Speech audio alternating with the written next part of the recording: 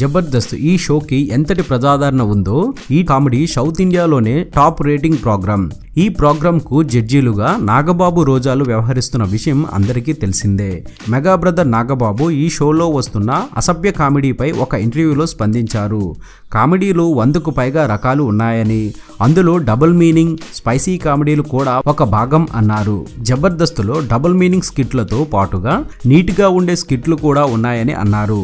స్కిట్లో గీత దాటుతున్నప్పుడు ఒక జడ్జిగా తాను హెచ్చరిస్తానని చెప్పారు.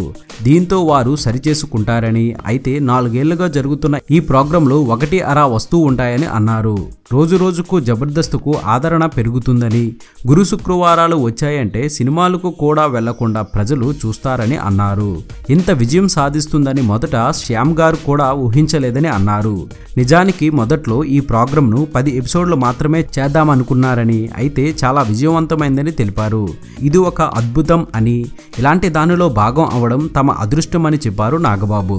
ఇది బులెటిన్. మరొక తాజా బులెటిన్ తో మీ ముందుకు వచ్చేస్తాను. అనుక్షణం మనకు మూవీ అప్డేట్స్ అందిస్తున్నాం మన SVR మీడియా యూట్యూబ్ ఛానల్ ని సబ్స్క్రైబ్ చేయండి, మమ్మల్ని ఆశీర్వదించండి. Please subscribe and thank you.